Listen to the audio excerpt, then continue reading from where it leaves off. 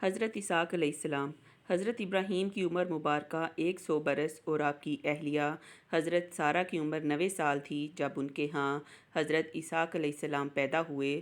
ان دنوں حضرت ابراہیم شام میں رہائش پذیر تھے، جبکہ بڑے صاحبزادے حضرت اسماعیل علیہ السلام 14 سال سے مکہ مکرمہ میں اپنی والدہ حضرت ہاجرہ کے ساتھ مقیم تھے۔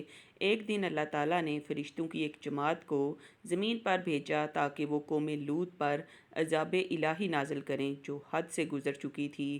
یہ فرشتے پہلے حضرت ابراہیم کے پاس آئے اور انہیں اللہ تعالیٰ کی جانب سے ایک سعادت مند بیٹے کی خوشخبری سنائی۔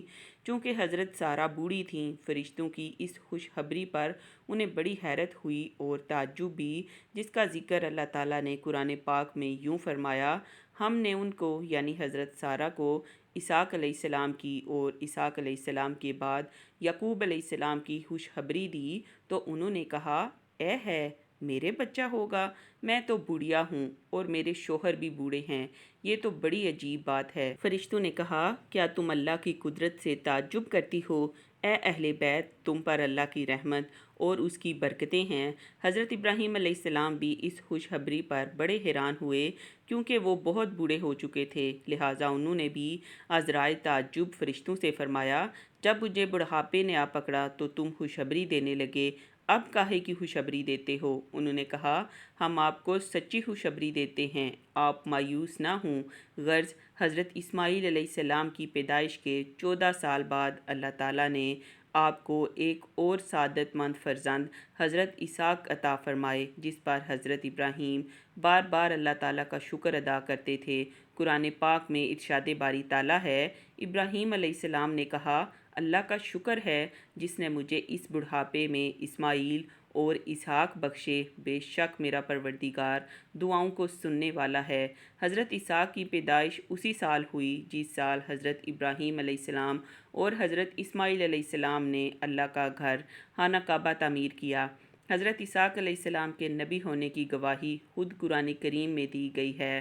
اللہ تعالیٰ نے ارشاد فرمایا: اور ہم نے ان کو اسحاق کی بشارت بھی دی کہ وہ نبی اور نیکوکاروں میں سے ہوں گے، اور ہم نے ان پر اور اسحاق پر برکتیں نازل کی تھیں، اور ان دونوں کی اولاد میں صالح لوگ بھی ہیں اور اپنے آپ پر صریح ظلم کرنے والے بھی۔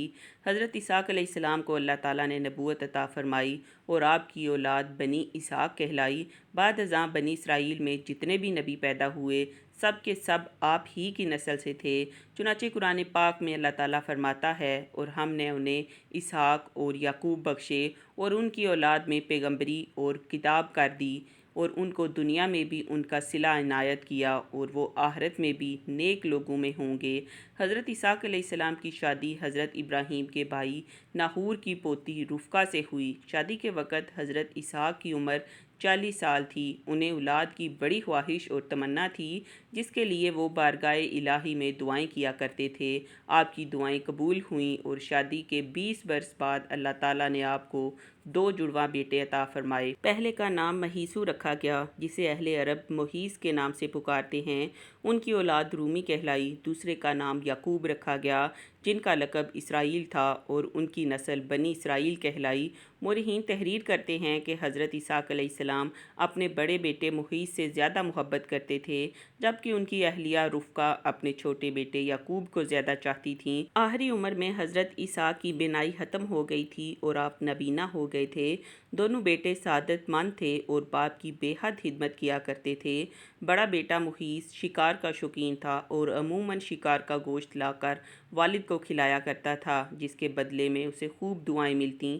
ایک دن کا واقعہ ہے کہ حضرت اسحاق کا شکار کا گوشت کھانے کو دل چاہا تو انہوں نے